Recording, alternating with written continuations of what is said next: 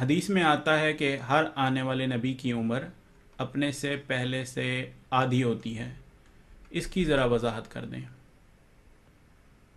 شراز صاحب، جزاکم اللہ تعالیٰ احسن الجزا.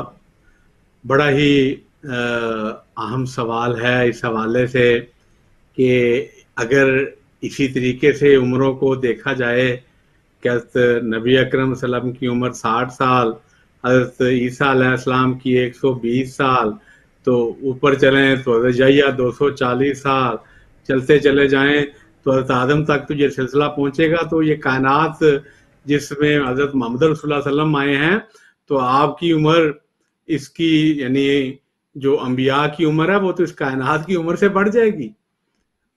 اور نعوذ باللہ معاذ اللہ کوئی کہہ سکے گا، کوئی نعوذ باللہ آن وسلم کی طرف کوئی غلط عقیدے سے، کوئی غلط سوچ سے آپ کی طرف یہ کہے کہ یہ کیسی بات ہے؟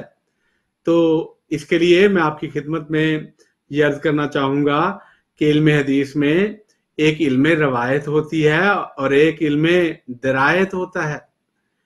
علم روایت میں اس حدیث کے متن کے بابت بات کی جاتی ہے، اور درایت میں، علم درایت میں اسی متن کو عقل کے آئینے میں پرکھا جاتا ہے.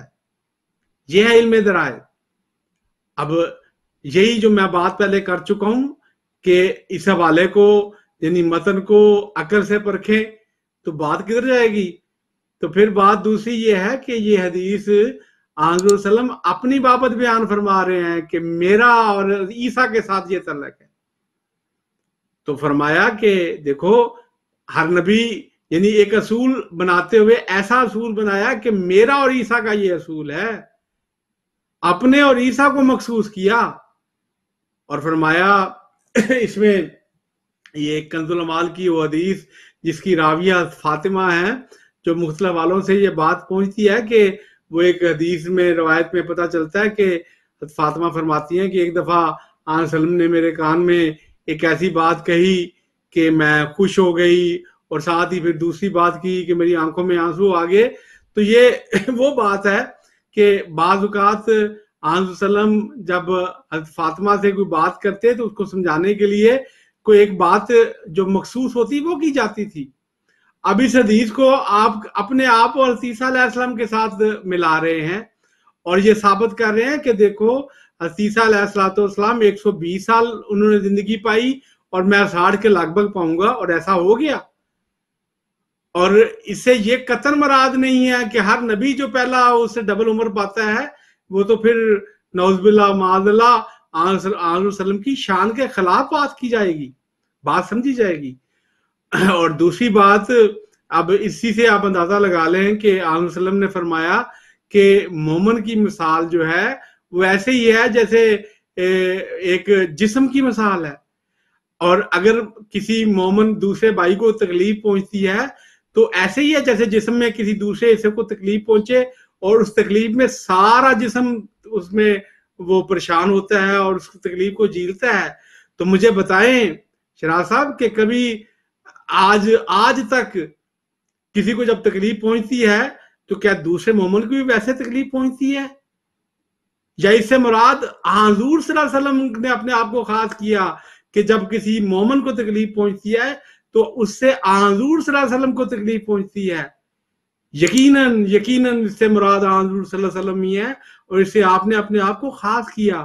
اس لیے اس حدیث سے قطعاً یہ مراد نہیں لینا چاہیے یا یہ نہیں سمجھنا چاہیے، بلکہ علم درایت نے تو ثابت بھی کر دیا کہ اس متن سے، اس حدیث کے متن سے یہ پتہ چلا کہ حضرت عیسیٰ علیہ السلام نے حضرت محمد رسول اللہ علیہ وسلم سے ڈبل عمر پائی ہے، اور آپ صلی اللہ علیہ وسلم 60 کے لگ بھگ زندگی گزار کر فوت ہو گئے. یہ ثابت کر گئے کہ عیسیٰ علیہ السلام بھی فوت ہو گئے اور ملا خان یار سری نگر کشمیر میں آپ کا مدفن ہے.